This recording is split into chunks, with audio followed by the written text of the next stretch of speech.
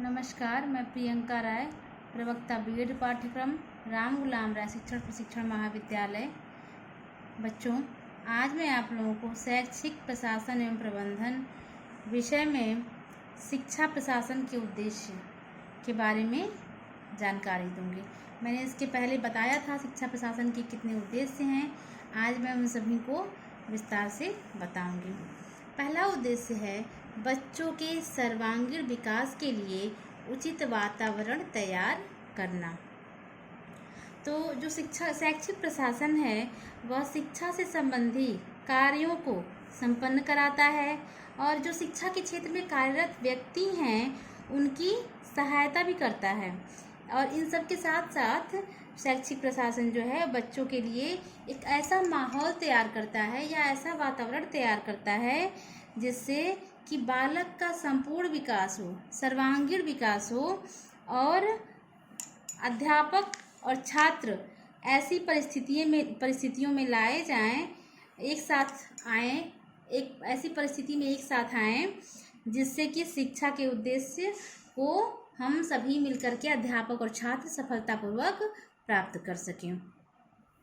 दूसरा है इसमें सही बालकों को सही शिक्षकों द्वारा शिक्षा प्रदान करना। के क्षेत्र में जो व्यक्ति शिक्षा के क्षेत्र में जो व्यक्ति कार्यरत हैं उनके का जो उत्तरदायित्व है उसका उनको ज्ञात कराया जाए और बालक के व्यक्तित्व का विकास भी इसमें किया जाए और प्रत्येक व्यक्ति को उसके क्षमता के अनुरूप कार्य करने के लिए दिया जाए या कार्य करने का अवसर प्रदान कराया जाए। अर्थात जितनी जिसकी क्षमता हो उसको उतना ही कार्य दिया जाए। ये प्रशासक का उत्तरदायित्व होता है या शैक्षिक प्रशासन का उद्देश्य है।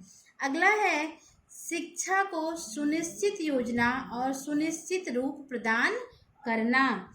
तो इसमें आता है बच्चों शैक्षिक प्रशासन को शैक्षिक प्रशासन जो है वह शिक्षा को एक सुनिश्चित रूप प्रदान करता है और यह सुनिश्चित योजना का निर्माण भी करता है जिससे शिक्षा जो है वह समाज के अनुरूप संचालित हो सके और जो राज्य है और सरकार की शिक्षा नीति का क्रियान्वयन भी सही प्रकार से हो सके।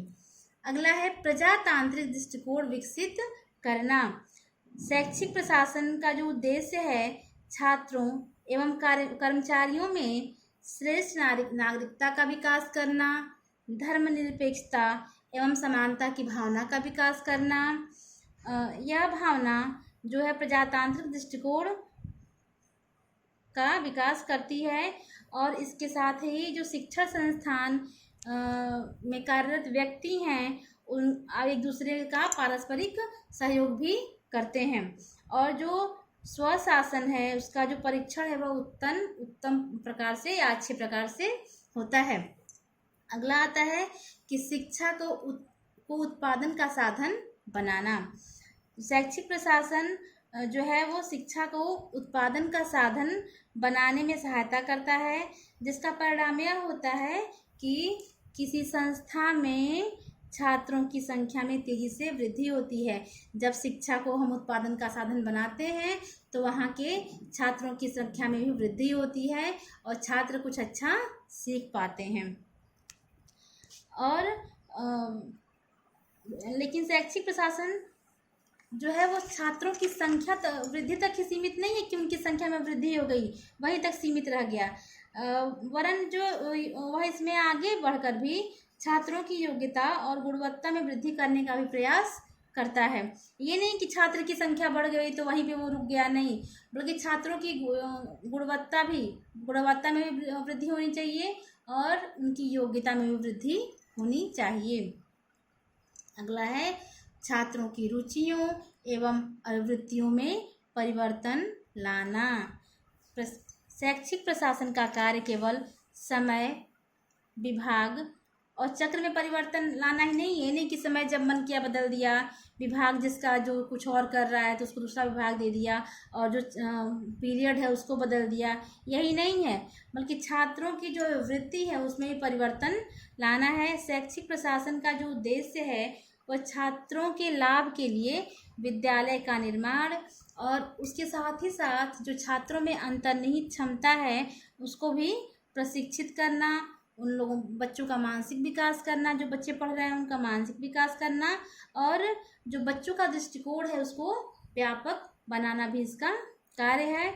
और वो जो शैक्षिक प्रशासन है वह छात्रों को स्वयं के प्रति, मतलब छात्र अपने प्रति और समुदाय के प्रति और राज्य के प्रति, राष्ट्र के प्रति कर्तव्यनिष्ठ बन पाए, यह भी शैक्षिक प्रशासन का एक उद्देश्य है।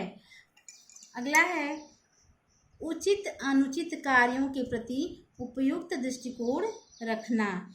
तो इसमें आता है कि जो छात्र हैं उनको जो है उचित कार्यों पर प्रोत्साहित किया जाए और अनुचित कार्यों पर रोका जाए। उनको बताया जाए कि क्या कार्य श्रेष्ठ है और क्या कार्य विद्यालय की प्रगति में सहायक नहीं है, और जब वो कोई अच्छा काम करें तो उसमें उनकी प्रशंसा की जाए, और ये प्रशंसा की जाए, और विद्यालय को समाज में रह करके ही ये कार्य करना होता है। अगला है और अंतिम है शिक्षा संस्थानों का निरीक्षण पर्यवेक्षण कराना एवं आवश्यक प्रगति हेतु निर्देशन देना।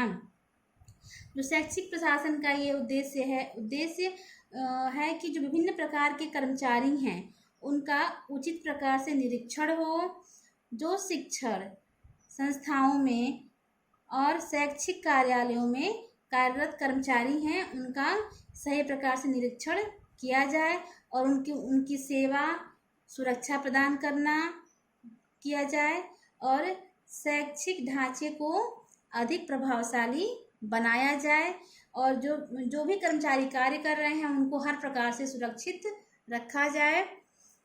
आज मैं अपना यही समाप्त करती हूँ आज की कक्षा। आगे फिर कक्षा में मिलेंगे। नमस्कार।